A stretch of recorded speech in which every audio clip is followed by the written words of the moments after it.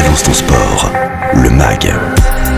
Et notre invité ce matin défendra les couleurs de la Suisse sur les routes olympiques cet été. Cycliste émérite, elle a terminé 5e du dernier Tour de Suisse, a été sacrée championne du monde du contre-la-montre en relais mixte en août dernier. Son parcours est atypique puisqu'elle a pratiqué le canoë-kayak à très haut niveau avant de se lancer dans la course à pied puis le cyclisme avec à chaque fois des résultats particulièrement probants. Bonjour Alice Chabet, merci d'être avec nous.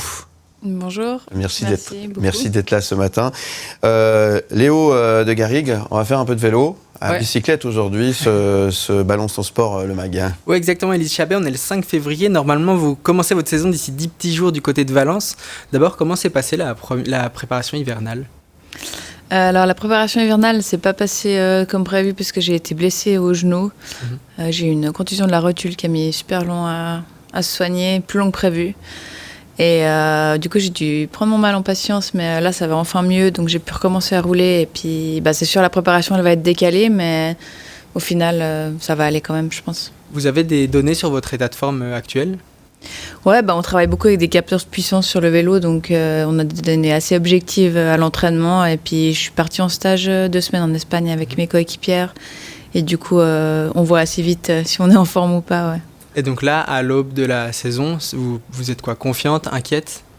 Non, je pense que je suis quand même confiante parce que les premiers objectifs, ils sont pas tout de suite, on va dire. J'ai quand même le temps, j'ai 1 mois de retard en gros, mais c'est vrai que souvent j'arrivais en forme trop tôt presque, donc je pense qu'au final ça va peut-être être une bonne chose. Et c'est vrai que j'ai toujours de la peine à me reposer pendant la saison de pause, donc là j'ai pas eu le choix. Donc je pense que ça va peut-être apporter quelque chose de nouveau, d'avoir un peu plus de fraîcheur et puis de venir peut-être en forme un peu plus tard. 2024 va être particulièrement copieux avec les Strade Bianche, Gand-Wevelgem, les Jeux Olympiques, le Tour de France, Tour de Romandie, les mondiaux également qui auront lieu en Suisse. C'est un programme qui est costaud cette année. Ouais, c'est sûr, c'est une année olympique, donc déjà c'est une année qui est super importante pour tout le monde. Et puis en plus des JO, c'est vrai que j'ai les mondiaux qui sont à la maison à Zurich, donc je pense que c'est quelque chose que on n'a pas souvent, peu de personnes ont la chance de pouvoir participer à des mondiaux dans son pays. Et en plus de ça, j'ai les championnats suisses qui seront à Genève, donc aussi là où j'habite. Donc c'est vrai que j'ai plusieurs objectifs qui me tiennent vraiment à cœur et va falloir bien jauger pour pouvoir être en forme de tous ces objectifs. Quand on fait du cyclisme et qu'on a besoin d'être performante à différents moments précis de la saison, c'est un travail particulier, minutieux à l'entraînement. Je vous propose une petite masterclass sur la gestion de l'entraînement et pour ça, j'ai une surprise pour vous. C'est votre coach Raphaël Fess qui nous explique comment on gère ses pics de forme. On l'écoute. Alors, comment résumer l'entraînement d'une cycliste professionnelle en moins d'1 minute ? On va dire que le niveau de performance souhaité va dépendre d'un niveau de performance initial sur lequel on va construire avec une charge chronique, donc un entraînement sur plusieurs semaines construit avec des différents blocs. Et puis après, au moment où on atteint l'objectif souhaité, on va essayer d'alléger le programme avec une phase qu'on appellera d'affûtage qui va nous permettre justement de créer de la fraîcheur et puis d'utiliser les entraînements qu'on a fait précédemment pour qu'on ait des bonnes adaptations musculaires, cardiovasculaires et avoir de la fraîcheur et avoir un niveau de performance qui soit sans fatigue au moment où on le souhaite. Et ça, c'est vraiment la clé, c'est de trouver l'équilibre entre les charges d'entraînement et la récupération, sachant qu'il n'y a que la récupération qui permet vraiment de potentialiser la performance pour une athlète. C'est un peu complexe dans le vocabulaire, mais ça veut dire en gros qu'il y a certaines courses, par exemple la course de reprise à Valence, si vous la faites, l'idée c'est de monter en puissance pour d'autres courses. Il y a des courses où vous visez pas particulièrement un résultat, c'est ça ? Ouais, c'est vrai que l'avantage que j'ai, moi, c'est que Raphaël s'occupe de tout ce qui est technique et moi, j'ai qu'à appuyer sur les pédales et suivre ce qui est écrit, donc c'est assez facile. Mais ouais, en effet, le cyclisme, c'est un sport d'équipe aussi. Des fois, les gens, ils oublient un peu, en fait. Donc, ça veut dire que moi, sur certaines courses, j'aurai ma chance en tant que leader. Ça veut dire qu'on va travailler pour moi et j'aurai la chance de faire un résultat. Mais sur beaucoup de courses, en fait, je suis juste là en tant que coéquipière. Ça veut dire que je vais devoir travailler pour ma leader et puis éventuellement même arrêter peut-être éventuellement la course ou faire ce qu'il faut avant la ligne d'arrivée en fait. Et typiquement à Valence, si je reprends là, ça va plus être pour travailler pour l'équipe parce que je suis moins en forme que les autres pour l'instant et puis ça permet en fait de prendre du rythme, de faire des jours de course. En fait, il faut beaucoup de jours de course avant d'arriver sur être en forme sur un objectif, quoi. Et un des gros objectifs, ce sera le dimanche 4 août prochain. Si tout va bien, à 14h, vous prendrez le départ de la course olympique. Ça vous évoque quoi, cette course olympique ? Ouais, bah c'est vrai que les JO, ça fait rêver tout le monde, hein, tout sportif. Et moi, c'est vrai que j'ai eu la chance déjà d'y participer en 2012 en kayak slalom. J'avais 18 ans, donc c'est vrai que ça fait un moment.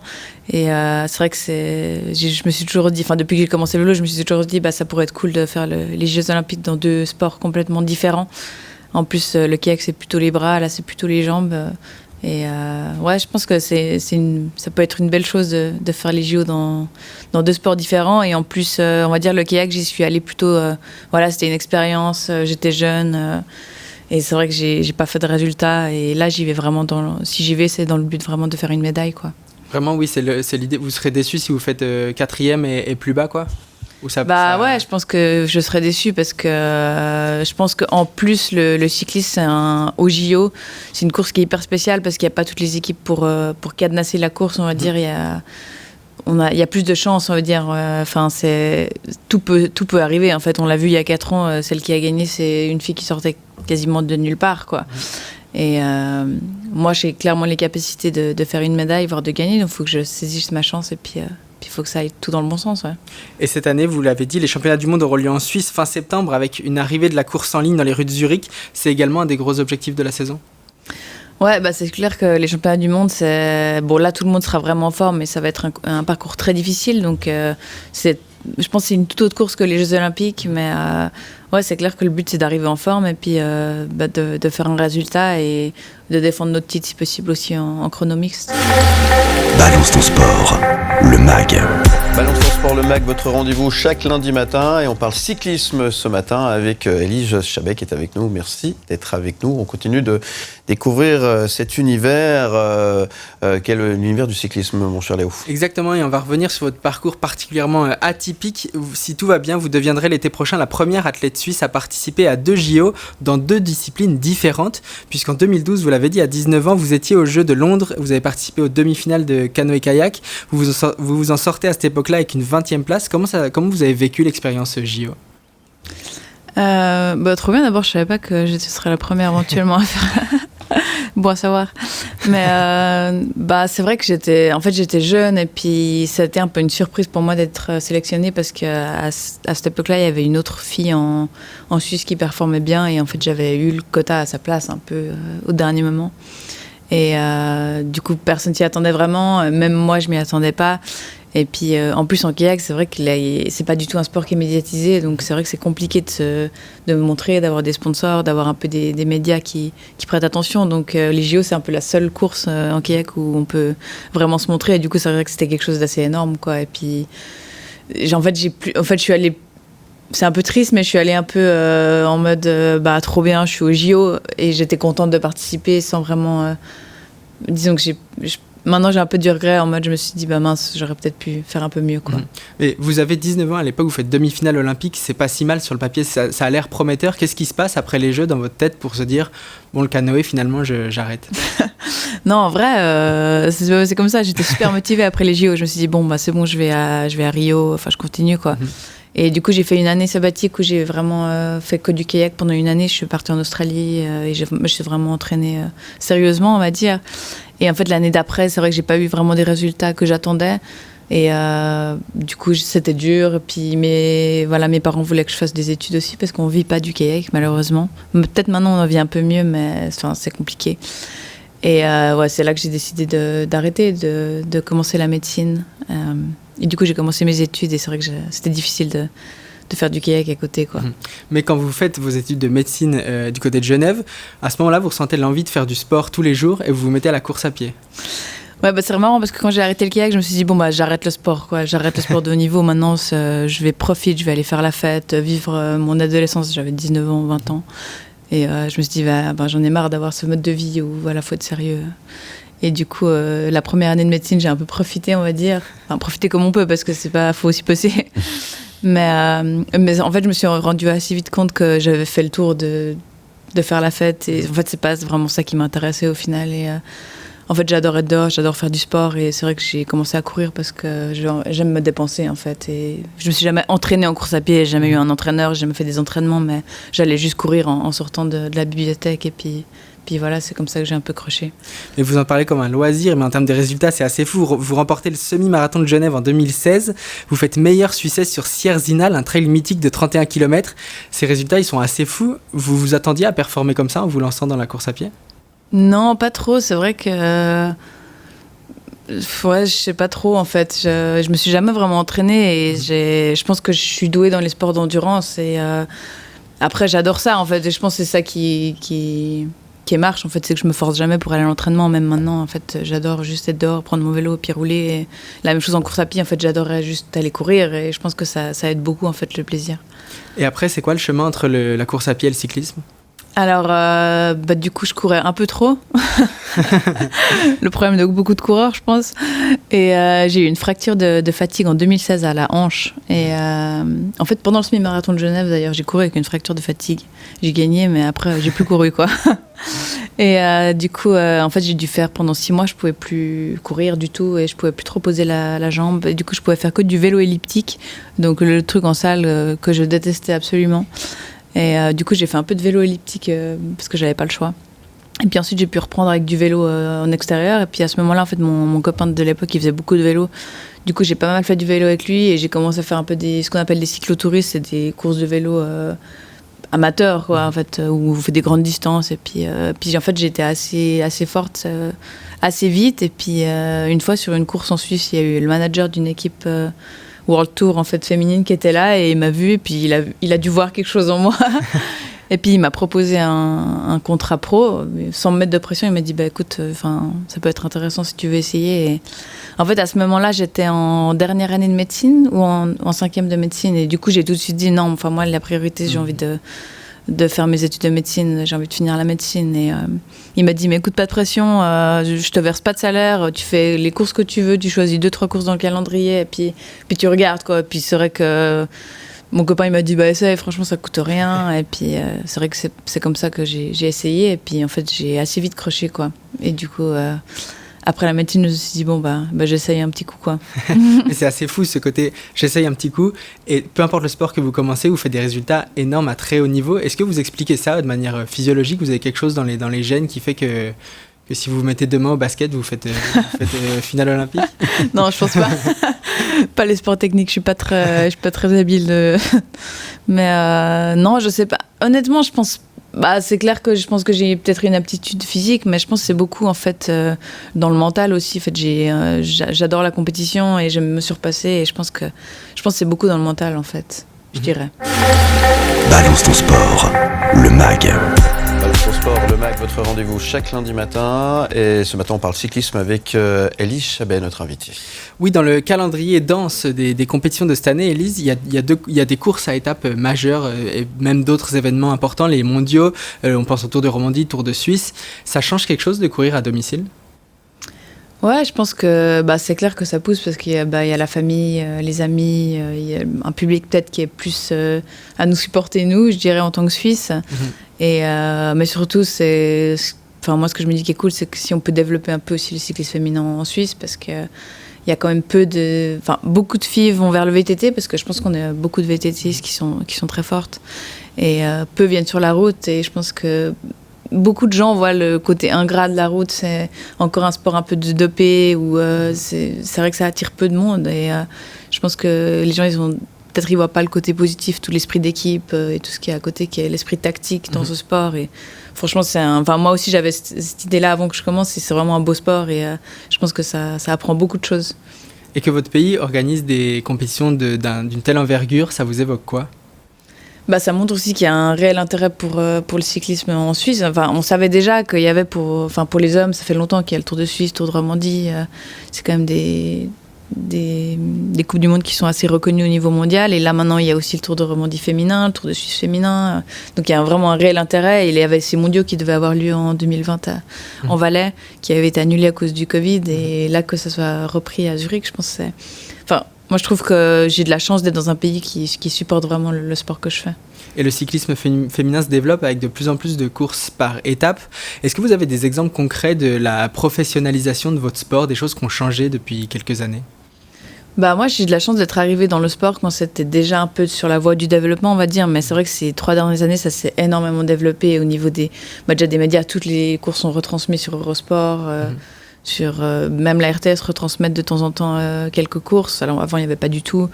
Et du coup, il y a plus de sponsors et les salaires ont vraiment évolué. Enfin, je dirais, moi, mon salaire entre ma première année et maintenant, ça n'a rien à voir. Là, j'en vis très bien. Et je pense que j'ai beaucoup de chance parce qu'il y a peu d'athlètes féminines qui peuvent vivre de leur sport et habiter en Suisse et en vivre très bien, quoi. Donc, je pense qu'à ce niveau-là, j'ai vraiment de la chance. Ouais. Vous avez fait vos études de médecine. Votre plan de carrière pro après le cyclisme, vous l'avez déjà en tête ou on verra ? Est-ce que ça peut être médecin dans une équipe cycliste aussi ? Ouais, en fait, quand j'ai commencé le vélo, je me suis dit, je fais qu'une année, puis ensuite, je ferai la médecine, quoi. Et puis, c'est vrai que j'ai bien aimé ce que je faisais. Du coup, j'ai repoussé petit à petit mon entrée dans la médecine. Et là, c'est vrai que ça va bientôt faire 4 ans que j'ai mis de côté la médecine. Donc, ça va être, je pense, le retour à la réalité va être très difficile. Mais dans l'optique, ouais, c'est ça, c'est de retourner un jour à la médecine. Après, je sais pas quand, parce que pour l'instant, j'aime ce que je fais, puis j'ai envie de profiter. Et puis, je vois que ça évolue tellement en ce moment, le sport féminin, que j'ai aussi envie d'aider à pousser dans cette direction. Vous disiez dans une interview que vous ne courez pas que pour les résultats, que votre but ultime, c'est d'inspirer des jeunes filles à monter sur le vélo. C'est un aspect important, ça, de votre vision du sport ? Bon, c'est sûr qu'au fond, je fais quand même aussi un peu pour les résultats et pour moi, on va pas se mentir. Mais c'est sûr que... Enfin, moi, je trouve qu'il y a encore trop de femmes, ou même de filles ou de femmes même, qui se mettent toujours un peu en retrait et qui ont de la peine à... En fait, une femme, elle peut faire du sport autant qu'un homme, quoi. Et c'est vrai qu'il y a souvent cet aspect un peu macho de... Enfin, moi, je vois très bien, quand je vais rouler avec des hommes, ils veulent toujours être devant et ils veulent montrer qu'ils sont là. Et quand je roule avec des filles, c'est vachement plus agréable, quoi. On roule à côté, on discute. Il y a moins ouais, et j'ai l'impression que la femme se met souvent en retrait et a peur aussi d'aller rouler, même si c'est un groupe d'hommes. Alors qu'en fait, faut pas avoir peur. Je pense que la femme sur un vélo, elle est très forte aussi, et elle tient très longtemps, et peut-être plus longtemps qu'un homme. C'est sur la longueur, en fait. Faut continuer. Donc, ce que vous êtes en train de dire, c'est que les courses mixtes, c'est pas pour demain. Non, parce que c'est clair, en fait, il y a une différence de physiologie. Enfin, c'est clair qu'on peut pas se comparer. Hein. Enfin, ça a rien à voir. C'est clair que les hommes, ils ont un corps qui leur permet de mettre plus de puissance, ce qui est normal, quoi. Mais ouais, je trouve que des fois, la femme peut aussi faire des belles choses. Et, bah oui. Ouais. Et pour celles qui nous écoutent ce matin, qu'est-ce qu'on pourrait leur dire sur les vertus de ce sport les sports d'endurance, il y a un peu une image aussi de souffrance, de plaisir dans la souffrance. Quel plaisir vous y trouvez, vous, dans ce sport ? Moi, c'est ce que je dis souvent aussi à mes amis ou à plein de gens qui veulent se mettre au sport, c'est que le vélo, c'est un sport qui est doux. En fait, moi, je me suis blessée tellement de fois en course à pied et en vélo, très peu, quoi. Et c'est un sport qui est accessible, en fait. Après, on n'est pas obligé d'avoir le meilleur vélo. On peut prendre un vélo de ville, n'importe quoi, et puis juste aller rouler. Ça permet de voir du paysage, ça se dépense, et puis c'est doux et on peut aller à son rythme, et c'est agréable. Balance ton sport, le MAG. Balance ton sport, le MAG, votre rendez-vous chaque lundi matin. Et aujourd'hui, on parle cyclisme avec Élise Chabet, dernier tour de table. Ça passe très très vite, mon cher Léo. Oui, Élise, on va vous découvrir au-delà de votre sport. Désormais, il paraît que vous aimeriez tenter le kitesurf ou le parapente. C'est toujours dans un coin de votre tête ? J'aimerais tenter plein de choses, mais c'est vrai que mes frères, ils font beaucoup de parapente et ça m'a toujours donné envie d'essayer. Après, ça sera dans un futur plus ou moins lointain. Pour préparer cette interview, je vous ai demandé votre chanson favorite, votre chanson du moment peut-être. Vous m'avez dit Down by the Bay d'Elderbrook. Elle vous évoque quoi, cette chanson ? C'était très difficile à répondre comme question parce qu'il y a tellement de musique que j'adore et j'aime beaucoup de styles, mais c'est vrai que c'est une musique qui m'apporte beaucoup d'émotions. Je sais pas pourquoi j'arrive pas à décrire et je l'aime beaucoup. Et quelle place a la musique dans votre sport, dans votre quotidien ? Est-ce qu'à l'entraînement on écoute de la musique ? Est-ce qu'en course parfois on a de la musique ? Non, c'est pas possible. Non, en course c'est interdit, donc on n'a pas de musique. À l'entraînement, c'est vrai que ça m'arrive, on va dire, faudrait pas, mais dans les longs cols, quand je suis toute seule, et puis ça m'arrive de mettre un peu de musique. Ouais. Je vous ai également demandé votre film favori, c'est Jeux d'enfants. Vous m'avez dit un film de Yann Samuel avec Marion Cotillard et Guillaume Canet. Il vous évoque un truc particulier, ce film, ou pas spécialement ? Ouais, c'est vrai que c'est un film que j'ai vu bien, je pense 4-5 fois, j'aime bien. J'adore les acteurs, j'adore les films français surtout. Et ouais, j'aime bien. Magnifique, on écoute Louis Armstrong actuellement. Pour conclure cette interview, on a une tradition ici, la rafale de questions. Ça dure 1 minute top chrono, c'est des questions assez courtes. Je vous demande des réponses à peu près courtes, comme ça on en fait un maximum. Est-ce que vous êtes prête ? Allez. Parti, rien ne va plus. À choisir, est-ce que plutôt une médaille olympique ou une victoire finale sur le Tour de France ? Waouh, difficile. Hein. Tour de France, je pense quand même. Une série, un podcast ou un livre à nous conseiller ? Là, je viens de regarder une série Master of the Air, c'est pas mal. Sur la guerre mondiale. Votre plus grande qualité ? On va parler d'humilité, on m'a dit que vous étiez très humble. On prend ? Allez, go. On pense à quoi quand on est à vélo toute la journée ? À plein de choses, on voit sa vie et on repense à sa vie. Vous faites quoi si vous êtes championne olympique cet été ? Je fais la fête, le soir, en tout cas. Une personne qui vous inspire ? Beaucoup de monde, mes parents, mon père, ma famille. Ouais. La plus belle course à laquelle vous avez participé ? Paris-Roubaix. Le plus beau pays dans lequel vous avez été ? Islande. Et un rêve que vous n'avez pas encore réalisé ? Gagner les JO. Merci beaucoup Élise Chabet. Le début de votre saison, ce sera mi-février si tout va bien à Valence en Espagne. Le début d'une saison dense marquée par les classiques bientôt, les JO cet été, les mondiaux quelques semaines plus tard. Merci d'être venu nous trouver ce matin. Merci beaucoup Élise Chabet, merci. Et puis, on vous tient les pouces pour la suite évidemment. Merci beaucoup. Et vous viendrez nous trouver, c'est promis ? Avec la médaille. Avec la médaille. Beaucoup,